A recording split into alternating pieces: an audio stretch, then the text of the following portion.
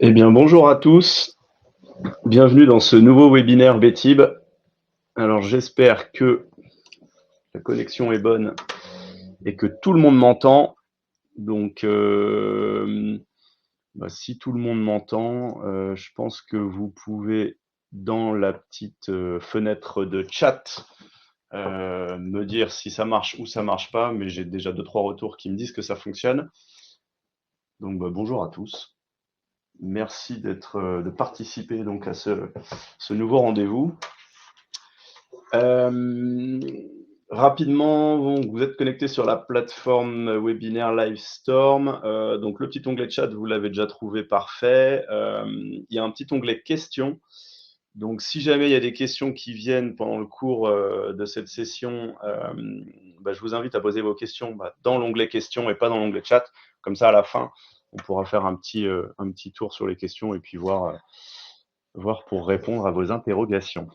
Alors, donc le sujet du jour, c'était de présenter, d'expliquer un peu plus en détail la fonction qui va permettre de fournir un accès distant et sécurisé de façon très simple à tout type de supervision Niagara. Donc que ce soit des supervisions SUP, donc version serveur Windows, et que ce soit des supervisions embarquées directement dans des contrôleurs Niagara, donc des automates Niagara, ça fonctionne pour les deux.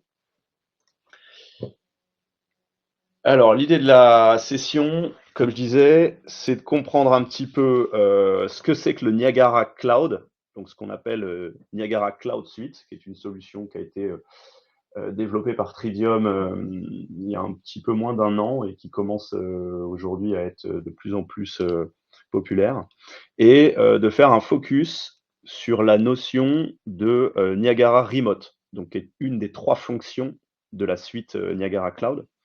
Euh, Ensuite, l'idée, c'est de comprendre comment est-ce que ça se dimensionne en termes de référence et en termes de tarification. Donc la tarification, on y fera, vous pourrez vous y référer dans vos tarifs.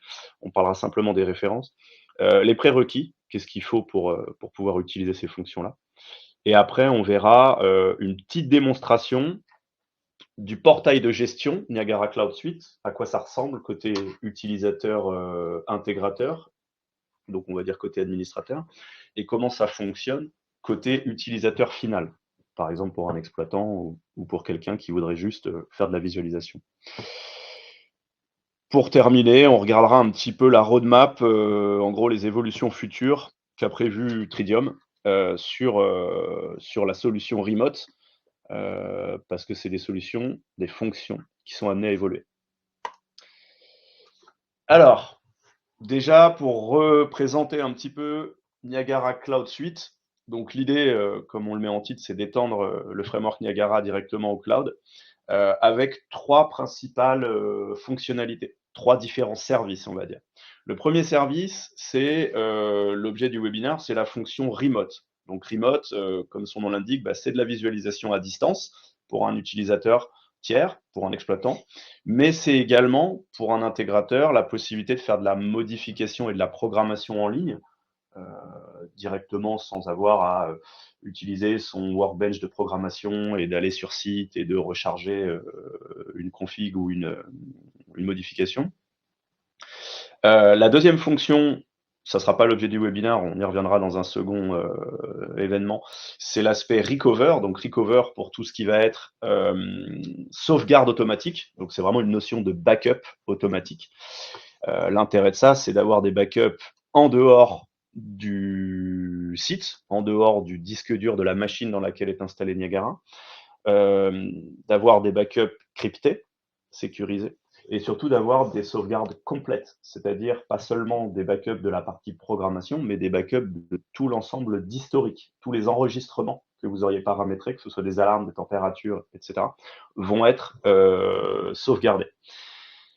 Et la troisième fonction, idem, qui fera l'objet d'un éventuel futur événement, c'est l'aspect Niagara Data Service. C'est comment enregistrer tous les historiques Niagara de votre système sur le cloud, comment les visualiser avec une interface client assez épurée, donc visualiser des courbes, etc., des rapports, et comment être capable de mettre à disposition tous ces historiques via une API intégrée à la solution Cloud Suite vers un service tiers, donc qui peut être un Energy Manager, qui peut être un système de GMAO, etc. Donc l'idée, c'est d'avoir l'API au niveau du cloud en un seul point, plutôt que d'avoir l'API au niveau de la licence Niagara.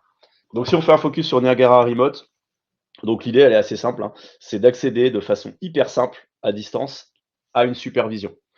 C'est une solution d'accès VPN complètement sécurisée sans le moindre matériel. En gros, on va simplement devoir avoir une connexion Internet au niveau du serveur informatique ou du poste informatique qui héberge votre licence Niagara, votre supervision. Donc, poste informatique, serveur et ou contrôleur, automate, Jace, ILC, Mac36, comme vous voulez. Donc, on va simplement besoin d'avoir Internet. Donc, il y aura certainement des ouvertures de ports, c'est sûr, le port 443, je ne vais pas rentrer dans ce détail-là parce que je ne suis absolument pas expert, mais c'est le port sortant HTTPS. Donc, ça utilise, c'est une connexion distante sécurisée, donc sortante uniquement pour rassurer un petit peu vos éventuels clients qui seraient intéressés.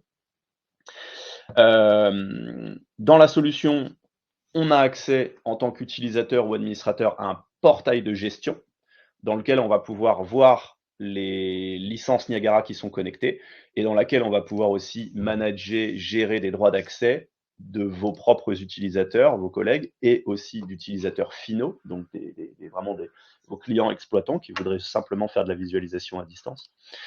Alors forcément, ça demande une connexion Internet permanente, ça paraît logique.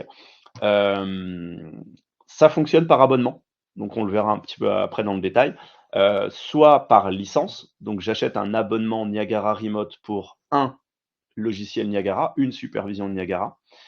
Mais on a également, Tridium a sorti ça pour simplifier un peu le process, des packs. Donc c'est ce qu'on appelle le combo pack SMA, 3 et 5 ans. On va y revenir un petit peu après, mais c'est financièrement beaucoup plus intéressant que le système par abonnement. N'oubliez pas, ou c'est peut-être nouveau plutôt, que vous avez la possibilité de faire un essai gratuit de la solution pendant 90 jours. Donc ça, si c'est des choses qui vous intéressent, il ne faudra pas hésiter à revenir vers nous. Mais en gros, il faut aller s'inscrire sur le site de Tridium pour pouvoir faire une demande de trial. Et vous allez pouvoir choisir sur une licence, celle de votre choix, la solution Niagara Cloud avec les 3 fonctions. Il y a un truc à pas oublier aussi, alors on en parle rarement, mais ou après vous savez chercher de votre côté, mais sur le site Niagara Community, dans la partie Tridium University, il y a des petites formations gratuites. Alors formation, quelquefois c'est un bien grand mot, parce que souvent c'est plutôt des petits tutoriels assez simples sur comment se connecter, comment ajouter le service cloud dans votre licence Niagara, comment l'associer, comment enregistrer un équipement, c'est ce que je vais vous montrer après. Mais en gros, il y a des petites formations qui le montrent de façon assez simple avec des infographies assez intuitives. Donc, n'oubliez pas que ça existe. C'est pas que sur la solution cloud, c'est sur plein d'autres choses dans Niagara. Ça peut être assez utile. Donc voilà, ce qu'il faut retenir ici, c'est vraiment le côté solution VPN sécurisée sans matériel.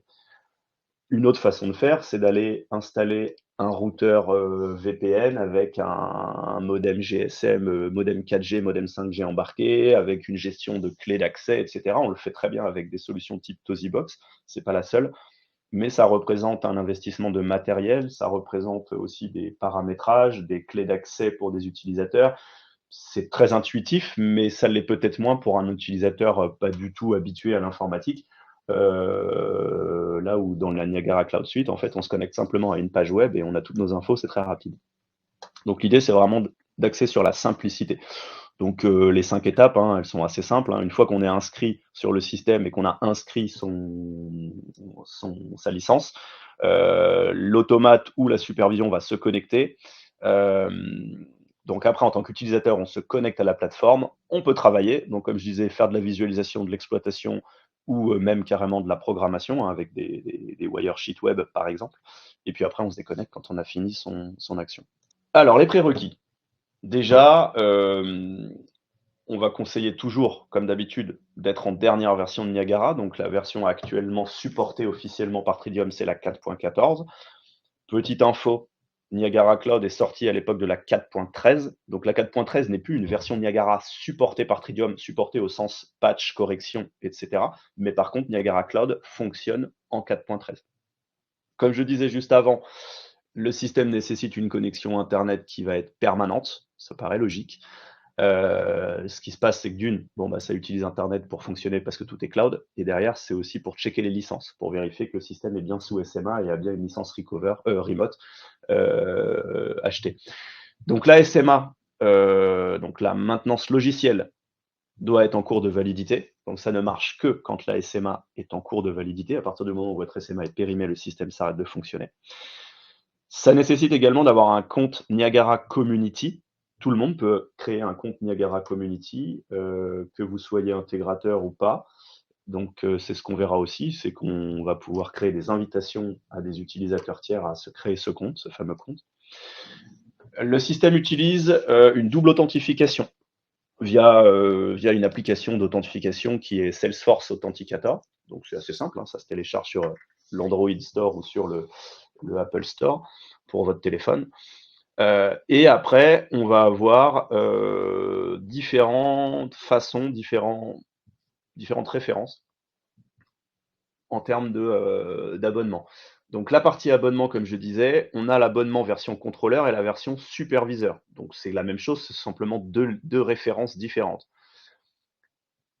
Ensuite, on a les combos packs et les combos packs donc SMA et Submax. Je vais y revenir. Ce qui est super important de comprendre là-dedans, c'est que l'abonnement annuel, le paiement tous les ans, il est sur la version contrôleur et version superviseur, sur la base. Plus il faut la SMA derrière. Par contre, les combos packs, c'est un coup, one shot. J'achète une fois pour un certain nombre d'années et j'ai mon système qui fonctionne. Je n'ai pas à repayer tous les ans. On va y revenir. Important de noter, c'est que les office démos sont exclus. C'est-à-dire qu'on ne peut pas tester les fonctions de Niagara Cloud sur un office démo. Tout simplement. Au niveau du dimensionnement, alors j'ai mis dimensionnement et tarif, mais on va rester plutôt sur l'aspect tarifaire. Vous avez les références, mais derrière, je vous inviterai à faire le lien avec votre grille tarifaire qui est à jour. Donc comme je disais, on a plusieurs fonctionnements. Donc soit par abonnement, c'est ce qu'on appelle les références NCS Remote pour le contrôleur et NCS Remote-sup pour un superviseur. Donc ça, c'est un coût annuel, donc je paye tous les ans. Et derrière, en plus, il faut avoir sa SMA active. Donc, j'ai pas les coûts en tête, mais si vous vous référez après le webinaire à votre grille tarifaire, vous verrez l'intérêt de passer sur des combos packs juste en dessous. Donc, il y a deux styles de combos packs, ce qu'on appelle les SMA bundle. Donc, en fait, c'est les références NCS SMA alors 001, c'est pour des contrôleurs type ILC 2050 Mac 36 et la NCS Sup 0 SMA 3, c'est des références pour les superviseurs. Donc là, dans mon exemple, c'est pour un Sup 0, superviseur 0 Jace, et pour un Mac 36 100 points. Mais donc chaque type de référence a son code. Si c'était par exemple un Jace 9025, ça serait NCS-SMA-9025. L'intérêt de ces combos, c'est quoi? C'est que vous allez acheter une seule fois 3 ans de SMA pour le contrôleur ou la licence superviseur correspondante, et en même temps la fonction recover et la fonction remote. Donc c'est un coup, une fois, pour 3 ans de fonctionnement, au lieu de payer un coup tous les ans. Donc c'est hyper intéressant financièrement, toujours pareil, si vous vous référez à la grille tarifaire, vous verrez l'énorme intérêt que ça a par rapport au coût de la solution NCS Remote par abonnement en standalone. Et le dernier truc, c'est les combos packs pour superviseurs. En fait, c'est nous qui avons créé ça, donc on est reparti du combo pack Remote plus Recover et SMA de Tridium. Donc SMA, hein, vous l'avez vu, mais je le redis, 3 et 5 ans, il y a deux versions différentes. Et on a ajouté dans ce coût le prix unitaire du superviseur. Ça peut être un sub 0, un sub 1, un sub 10, un sub 100, un sub UNL, etc., etc. Donc là, pareil, ça permet d'avoir un gros intérêt en termes de coûts financiers par rapport au fait d'acheter toutes les références séparément les unes des autres. Donc voilà un petit peu pour la partie dimensionnement, donc c'est assez simple. Hem, Potentiellement, parce que par rapport au combo pack, je pense que c'est pas ce qui va être le plus utilisé, mais pour les utilisateurs ou les gens qui voudront simplement acheter la fonction remote par abonnement annuel, nous, côté Betib, en termes de gestion, on demandera à faire de la facturation par prélèvement automatique pour simplifier les choses, parce que quand c'est du récurrent comme ça, de l'abonnement, gérer des factures, et cetera, c'est compliqué. Donc nous, on est associé on est abonné au service Go Cardless, qui vous permet de faire du prélèvement automatique, hein, comme vous le feriez avec votre service internet, hein, téléphonie ou autre. Ça simplifie le process. D'ailleurs, j'en profite pour dire que Go Cardless peut aussi être utilisé pour des factures de matériel traditionnel. Donc voilà, au niveau du dimensionnement, rien de très fou, mais l'intérêt que je voulais mettre ici, c'était vraiment cet aspect combo qui a été sorti par Tridium pour favoriser un peu, pour pousser les utilisateurs à utiliser la solution sans les lourdeurs des abonnements et des facturations annuelles, que ce soit pour vous ou pour vos clients. Ça simplifie quand même le process pour tout le monde. Donc voilà un petit peu pour la partie présentation d'ordre général. Maintenant, ce que je voulais vous montrer, c'est un peu à quoi ça ressemble. C'est un peu le truc intéressant du webinaire.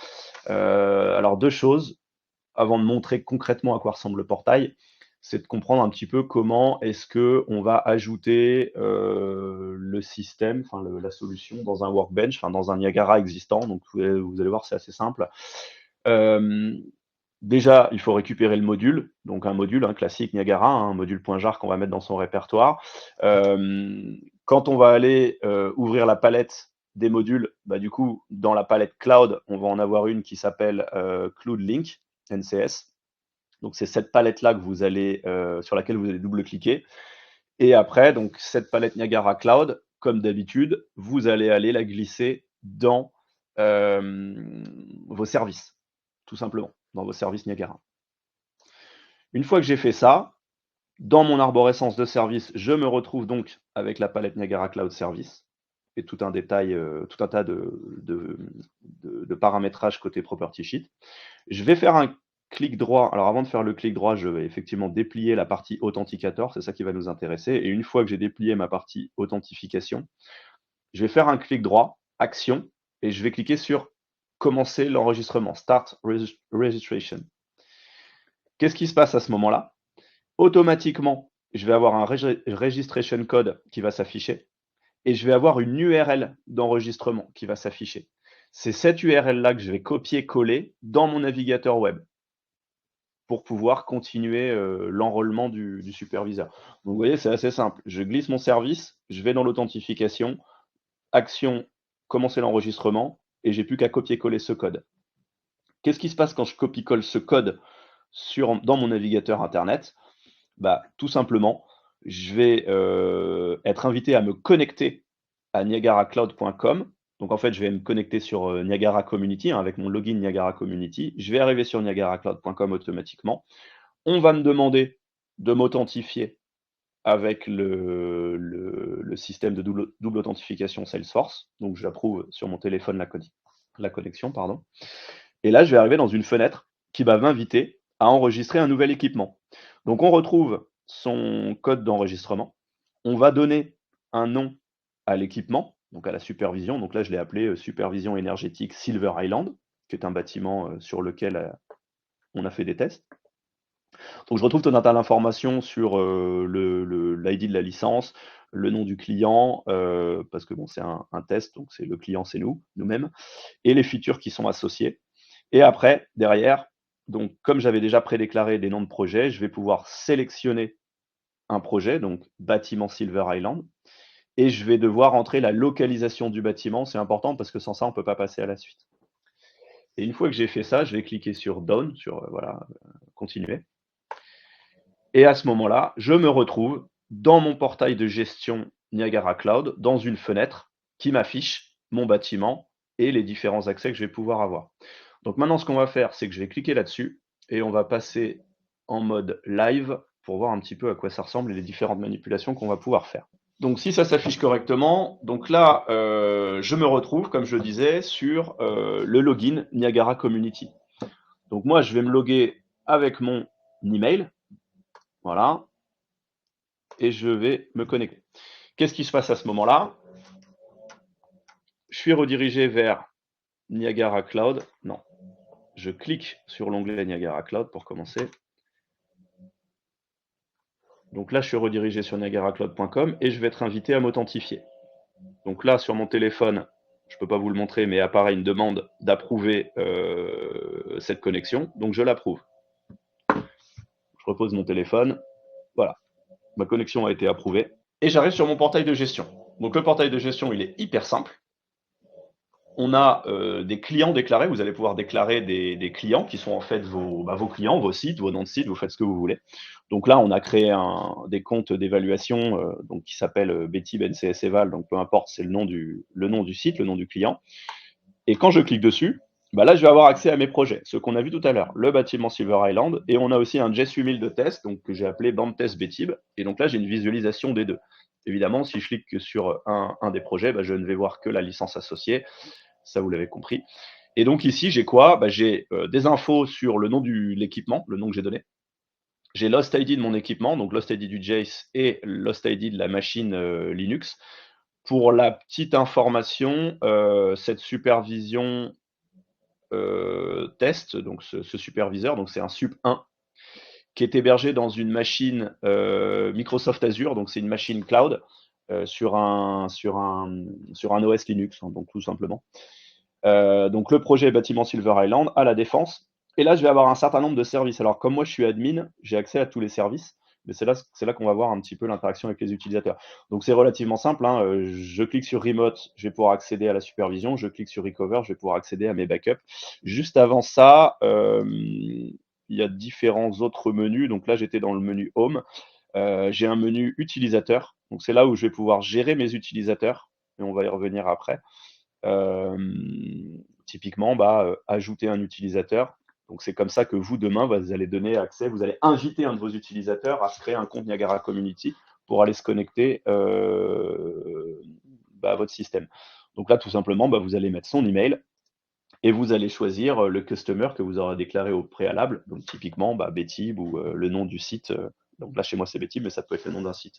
Donc vous voyez, c'est assez simple. Vous envoyez l'invitation, votre client va recevoir un email. Bienvenue sur Tridium. Merci de finaliser votre inscription sur Tridium Community. Donc il va créer son email, son login, son mot de passe. Et après, il va pouvoir se connecter sur l'interface. Et on le verra tout à l'heure avec l'aide d'un intervenant Betib qui va jouer le rôle d'un utilisateur final.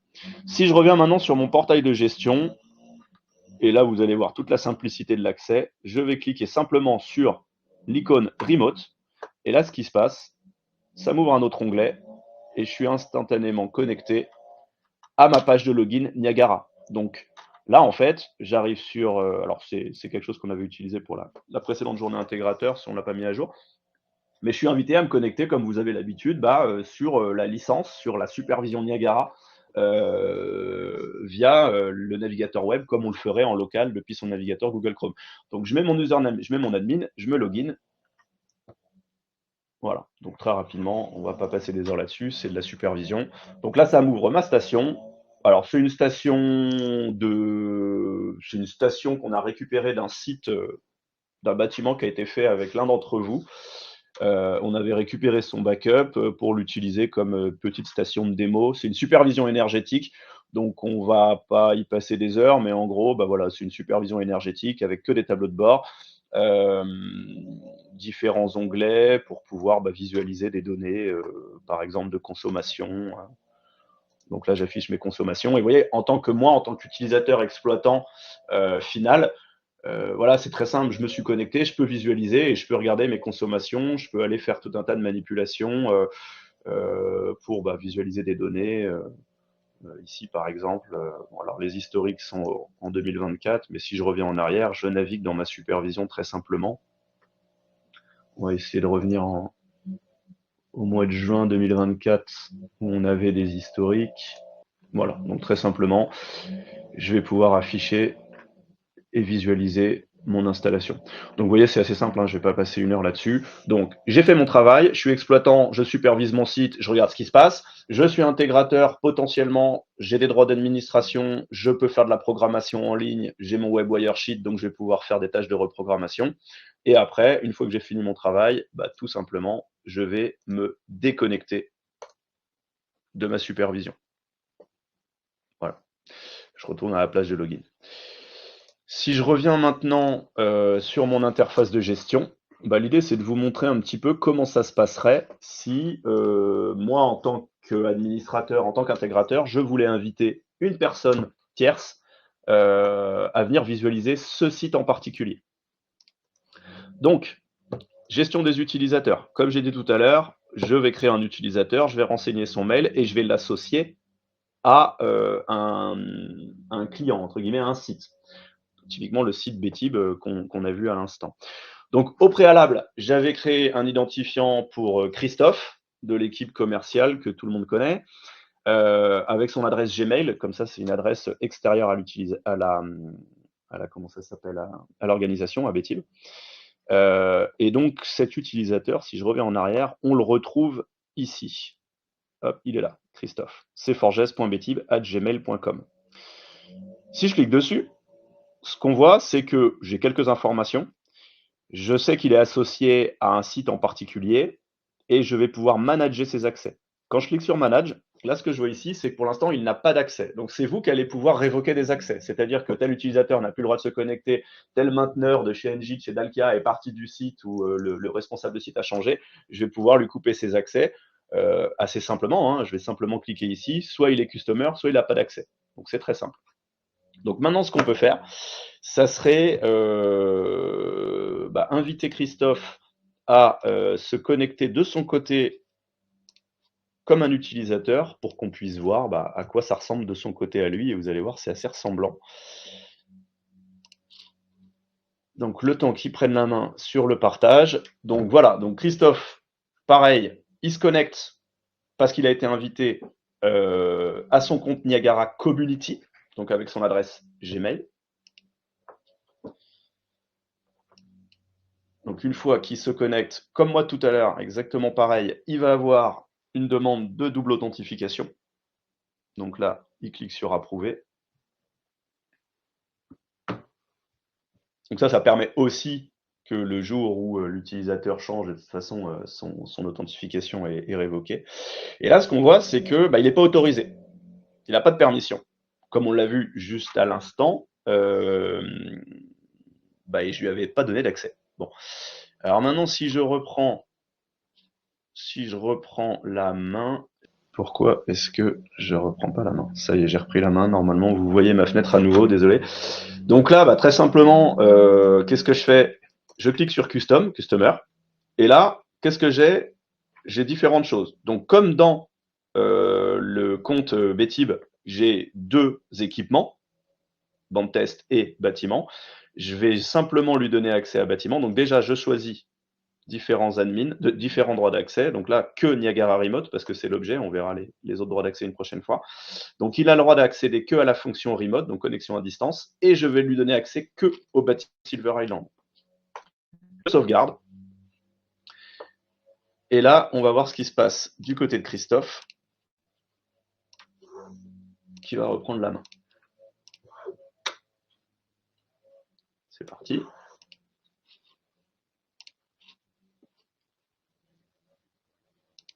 Donc il se reconnecte au cloud. Normalement, il est déjà authentifié. Il n'a pas besoin de recommencer l'authentification. Christophe ne peut pas se connecter au système. Bon, écoutez, on va pas perdre de temps là-dessus. Bon, en fait, le principe, c'est qu'il aurait eu accès exactement à la même chose que moi et il aurait pu se connecter de la même façon à la supervision.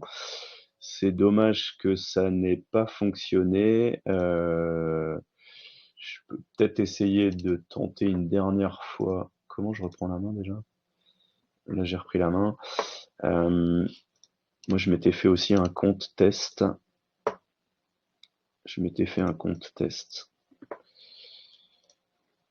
Donc là, c'est pareil, je vais modifier. On va mettre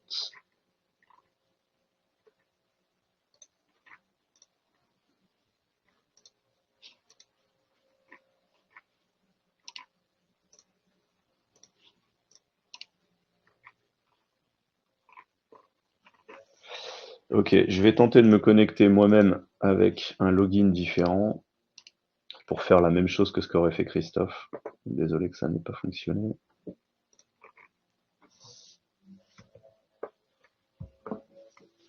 Donc là, je vais refaire pareil, mais je vais me connecter. Oups, je vais un peu vite.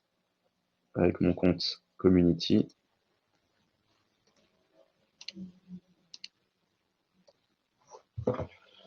Donc pareil, je vais m'authentifier sur Cloud. Hop.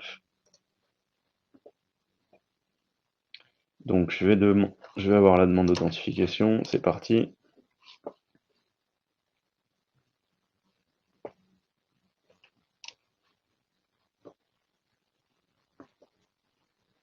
Voilà. Donc en fait là, on a ce que Christophe aurait dû avoir tout à l'heure. Donc ce que je pourrais pas vous montrer, c'est que moi du coup sur ce login là, j'ai pas mis à jour les comment ça s'appelle les droits d'accès. Donc j'ai les droits d'accès sur les 3 services. Mais grosso modo, l'idée c'était de montrer, voilà, je me connecte pareil sur Remote et j'arrive de la même façon que ce que j'ai montré tout à l'heure moi en tant qu'administrateur sur la supervision, la petite supervision énergétique qu'on avait vue. Donc voilà, l'idée c'était de montrer un petit peu cette simplicité d'accès. Donc dommage que côté Christophe, il y a eu un bug d'affichage de la page. Mais voilà, vous voyez que c'est exactement la même façon. Donc c'est assez simple. Si je retourne maintenant côté utilisateur, vous voyez que moi, en tant qu'utilisateur final, j'ai beaucoup moins de choses. Je n'ai pas accès à la gestion des utilisateurs, je ne peux pas aller changer mes propres droits d'accès. Je n'ai accès en fait qu'à un audit log. Je n'ai accès qu'à des exports, enfin des exports sauvegardés ou à des rapports sauvegardés, mais ça c'est l'objet du Niagara Data Service qu'on verra plus tard. Je n'ai pas accès dans le menu Home à la gestion des projets et à la visualisation du J8000 parce que je n'y ai pas accès. Donc c'est aussi simple que ça. Donc l'idée, bah, ça sera de vous montrer sur une prochaine fois la fonction Recover qui est aussi hyper intéressante, euh, histoire que vous ayez à peu près toutes les informations. Donc voilà un petit peu sur à quoi ressemble le portail. Donc vous voyez, c'est quelque chose d'assez intuitif. Enfin, nous, on trouve que c'est assez intuitif. Pour finaliser notre petit événement, la roadmap. Alors, je ne vais pas forcément rentrer dans le détail des 2 services qu'on n'a pas présentés aujourd'hui, qui sont le data service et le recover. Mais au niveau de Niagara Remote, aujourd'hui, ce qu'il est possible de faire, c'est d'aller faire de l'accès distant à travers son navigateur Internet. Dashboard Access, bon, bah, Dashboard Access, ça veut simplement dire de pouvoir accéder à une supervision. Wiresheet Access, par rapport au fait qu'on peut, si on a programmé le web Wiresheet dans sa station, bah, on va pouvoir en administrateur faire de la modification de programmation dans les limites du web Wiresheet. Je vous laisse vous reporter au support.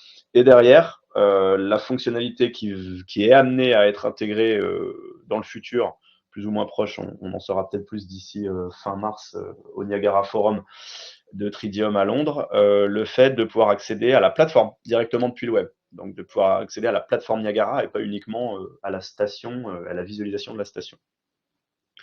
Donc voilà, donc une petite nouveauté, une petite évolution à venir. Ça, c'est une slide qui date de l'année dernière, donc certainement que Tridium a peut-être des nouveautés dans, dans le futur à nous présenter. Donc ça, on le verra d'ici un mois. Au niveau des questions, alors Thomas de Chelsea, ce qui nous demande, alors bon, on va voir si c'est pas trop technique pour nous. Du coup, ça se connecte à l'interface web comme si on allait en HTTPS. Ça fournit pas un accès, par exemple, uniquement à des pages d'historique préprogrammées. Ça se prépare à l'avance comme une station normale. Ouais, tout à fait. Hein, c'est exactement ça. Ça se connecte comme si tu allais en HTTPS avec ton propre accès, ton propre VPN à toi, tes propres accès distants.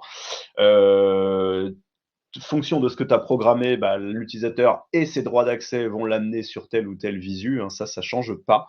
C'est exactement pareil. L'idée, c'est vraiment juste de simplifier le process de mise en œuvre d'une connexion distante. Donc, évacuer les intermédiaires, le hardware additionnel, les programmations fastidieuses des VPN côté utilisateur, côté serveur, et simplement connexion Internet, un port ouvert, l'enregistrement du workbench dans le cloud et l'utilisateur niagaracloud.com, double authentification, il arrive sur une page hyper épurée, hyper simple, il n'est pas perdu, il a juste à cliquer sur la petite icône remote. Donc c'est vraiment une simplification côté utilisateur, mais sur le reste, c'est tout pareil. Et une deuxième question d'Eric qui nous dit bonjour, est-ce fonctionnel pour les Mac 36 qui sont uniquement en 4.13? Alors oui, donc la solution, elle est elle est compatible, elle est disponible pour des Niagara version sup, hein, version Windows ou Linux, et des versions contrôleurs. Le Mac 36 en fait partie.